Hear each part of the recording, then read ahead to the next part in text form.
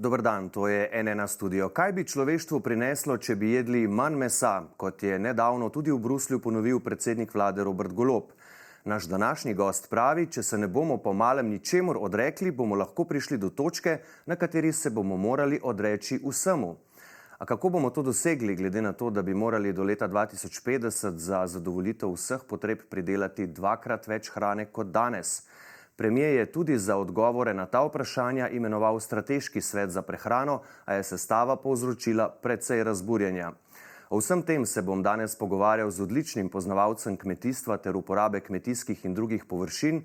Z nami je okoljski znanstvenik z Inštituta za okoljske študije na Univerzi Freie v Amsterdamu, dr. Žiga Malek. Dober dan. Dober dan.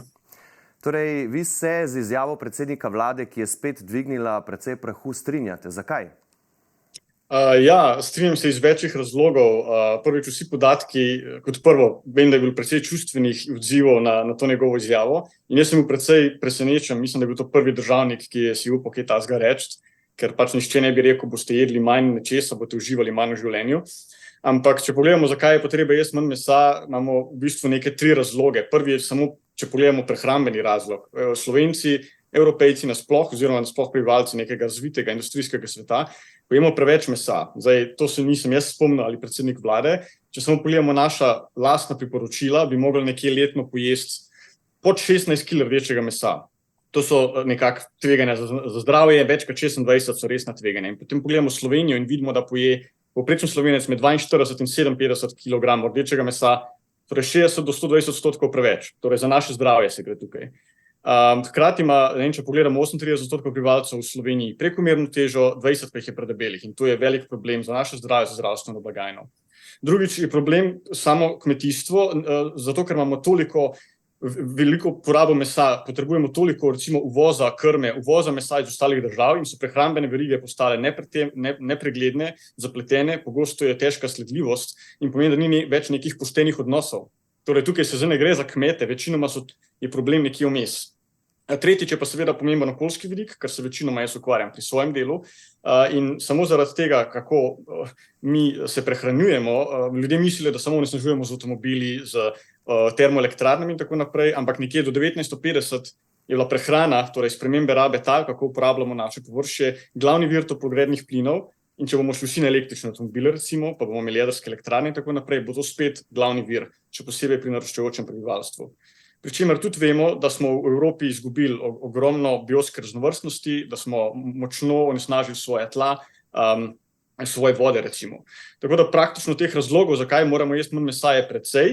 Jaz kot znanstvenik in moji kolegi delamo precej na tem, da bi izboljšali učinkovitost, da bi uvedli nove tehnologije, ampak preprosto smo prišli do točke, ko to ni več možno in moramo pa sedaj delati na zmanjšanju porabe. Ne moremo samo izumljati nove tehnologije, da bomo počistili to škodo, ki smo jo naredili, in izumljati nove tehnologije, da bomo poskrbeli za naše zdravje. Preprosto se je treba včasih nečemu odreči in tako to je, tako govorijo dejstva. Poleti ste v intervjuju za N1 rekli, če hočete imeti zagotovljen dostop do kave, čaja, kakava, banan po dostopni ceni, da bodo ljudje, ki to pridelujejo, primerno plačani, se bo treba delno odpovedati mesu in vožnji z avtom. Zdaj, če se osredotočiva na meso, danes govoriva o tem, kaj pomeni delno odpovedati, če to prevedava v dneve v tednu. Kolikokrat na teden naj torej jemo meso? Ja, to je zdaj težko reči. Eno so zdravstvene smernice in jaz ne bi šel pod to, ker moramo poskrbeti za svoje zdravje in te smernice so, kakršne so. Je pa zadeva zelo taka. Jaz sem naredil v pripravah na ta najin pogovor, če bi v Sloveniji pojedel v povprečju vsak 1 kilo govedine manj na leto, to je 2 milijona kilogramov, bi bilo to enako količina, bi zmanjšalo naše izpuste toplogrednih plinov enako, kot če umaknemo iz ceste slovenskih cest praktično med 40 in 66 tisoč avtomobilov. Torej, to so ogromne količine. Ne gre pa se tu samo za toplogredne pline, gre se za to, da pridelava mesa potrebuje precej več vode. Recimo, za pridelavo 1000 kalorij sira potrebujemo 1100 litrov vode, za pridelavo 1000 kalorij iz mleka tudi 1000 litrov vode, za govedino med 500 in 900, odvisno kakšen sistem.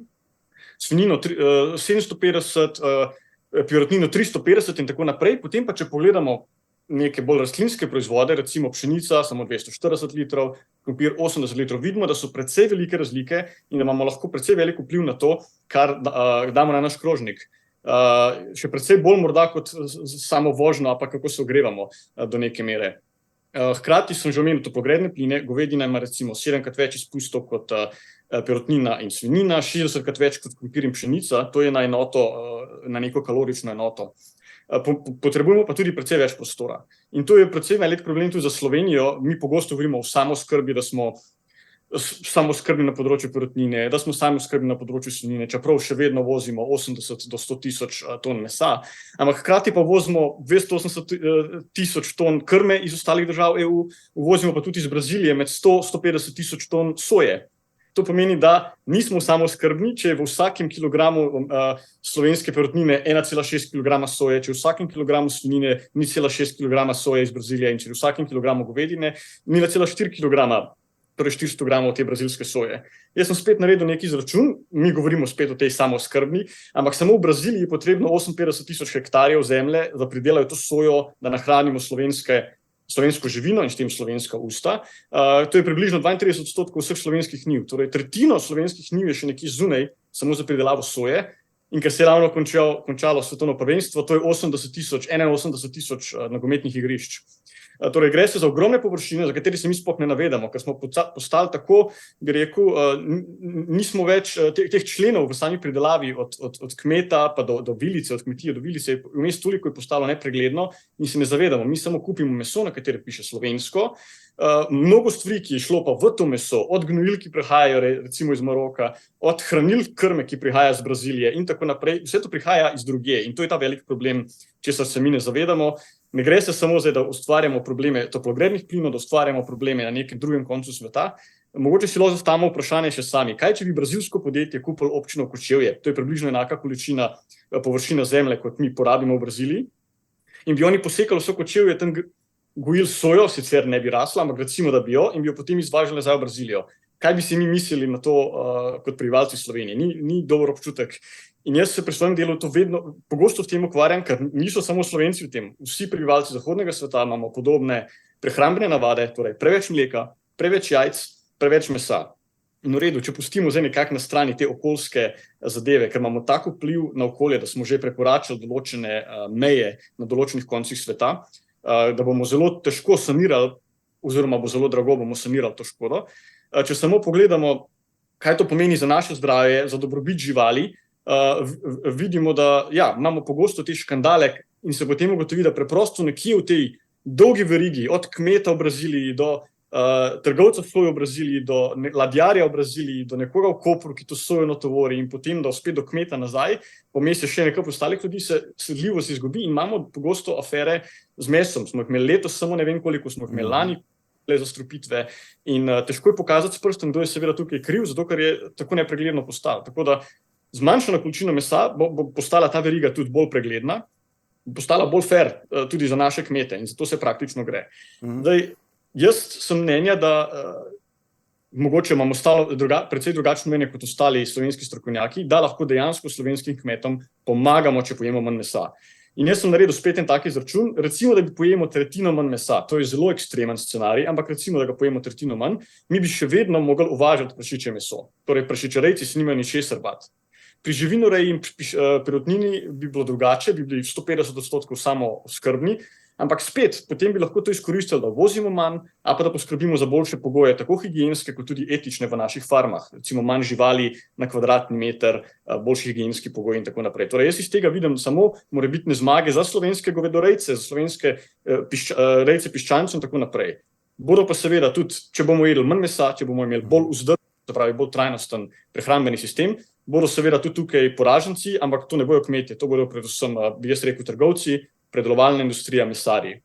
Je pa jasno, doktor Malek, da država tega, torej manj mesa ne bo predpisala, ljudje ne marajo, da jim politika šari po krožnikih. S kakšnimi ukrepi torej to porabo zmanjšati? Pri čemer smo Slovenci veliki ljubitelji mesa, ste že prej rekli, na teden ga pojemo skoraj 1 kilogram, NIJZ pa priporoča največ pol kilograma na teden, govoriva zdaj o zdravstvenem vidiku. Torej, kako zdaj to porabo zmanjšati, politika seveda tega ne bo predpisovala?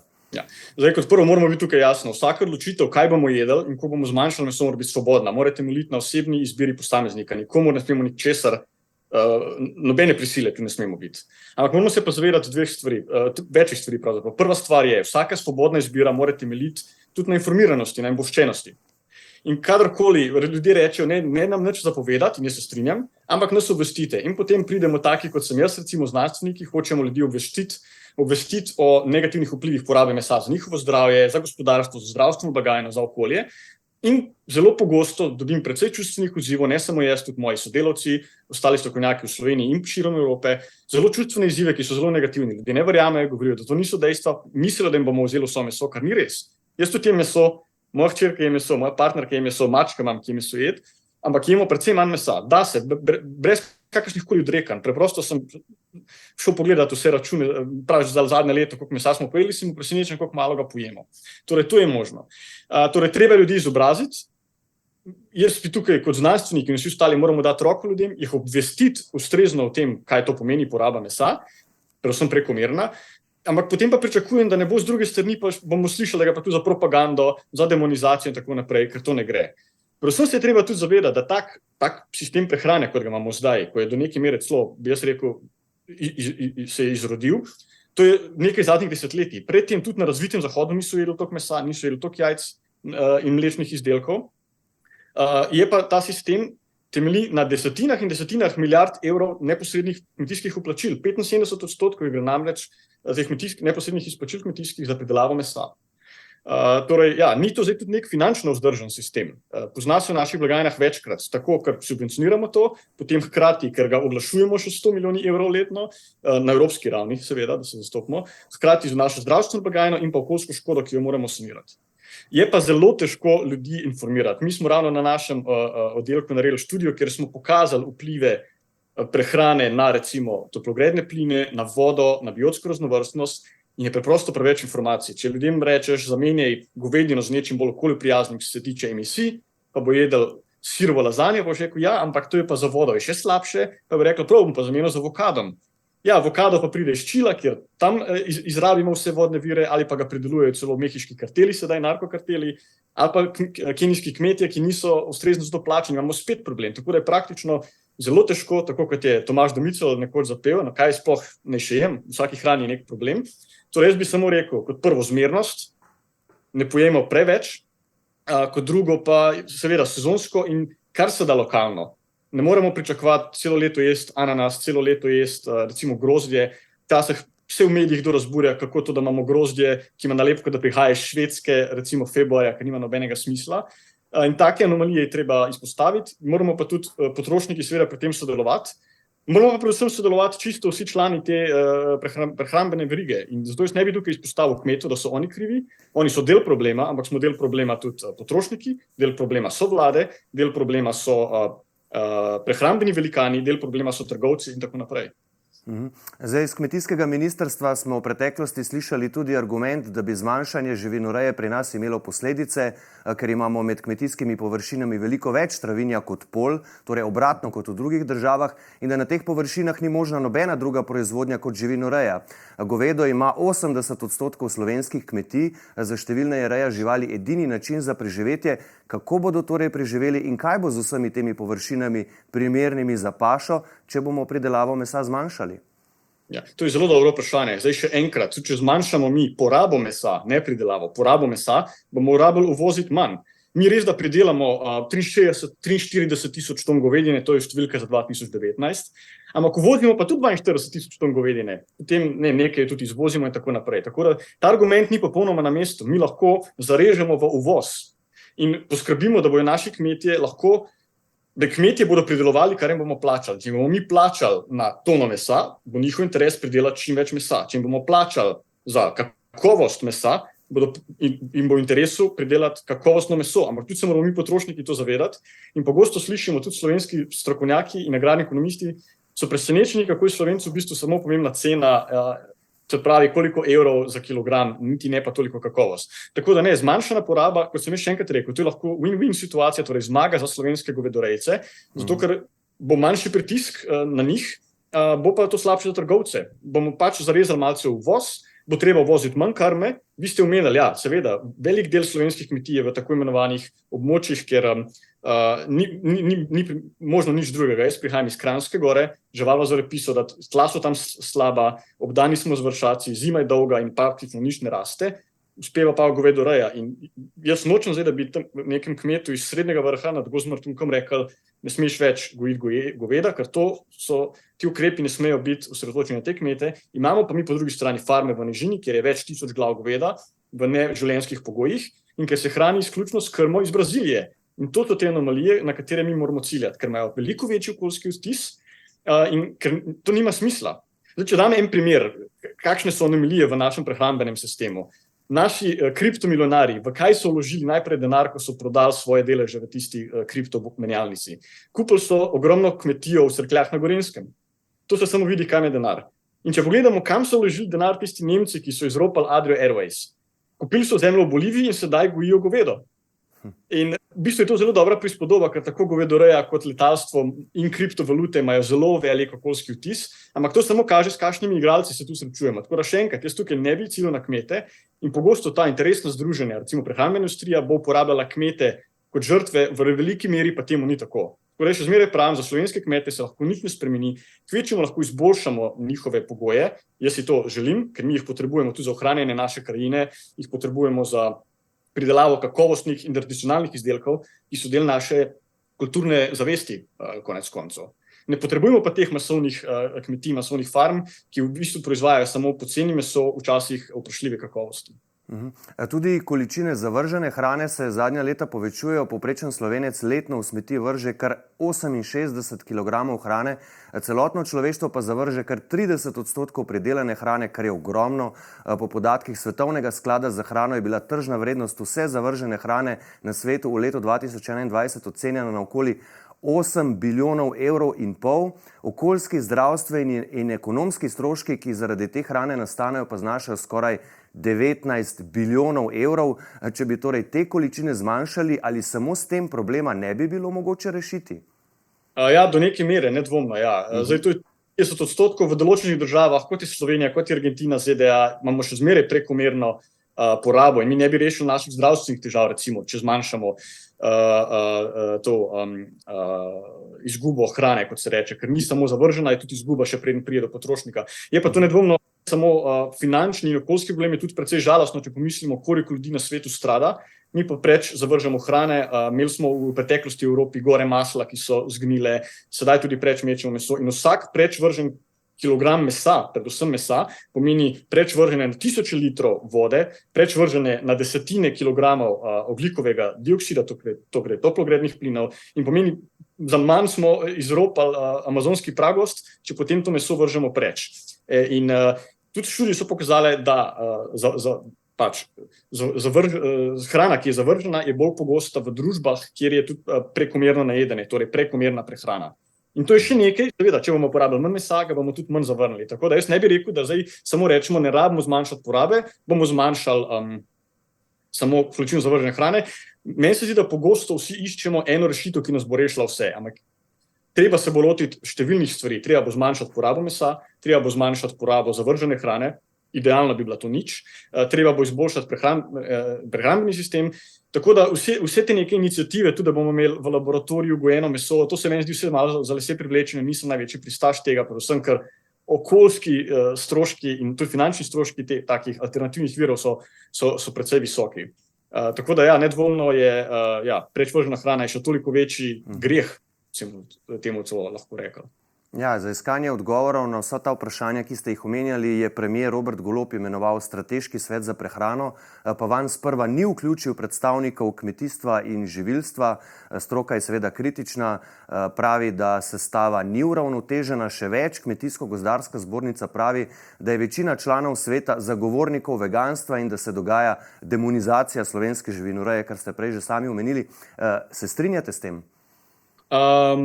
Mislim, strinjam se s tem, da je bil s kmetijsko-gozdarsko zbornico, da ni bil primeren princip, kako se je zdaj to posvetovalno telo, to strateški svet, kako se je imenovalo, kako se je to formiralo, ker če pogledamo samo našo prehranjevalno verigo, kdo je v tej verigi, kje se začne se pri kmetih, nadaljuje se pri predelovalni industriji, nadaljuje se pri trgovcih. In če želimo rešiti problem, moramo vključiti vse te akterje. Tako da ja, najprej bi jaz, če bi jaz bil zadolžen za iskanje takega nekega telesa, ki mora reprezentirati neko širšo družbo. In kot prvo bi povabil kmete. In kmeti so v bistvu zelo raznolika družba. To ni en predstavnik iz kmetijsko-gozdarske zbornice. Mi potrebujemo predstavnike tako živinorejcev kot poljedelcev, potrebujemo predstavnike mladih kmetov, ker je čedalje bolj dokazano, da mladi kmetje so ti, ki v bistvu so bolj pripravljeni, imajo več časa, več znanja, da mogoče uporabi neke nove tehnologije, da spremenijo način, so bolj odprti, če želite.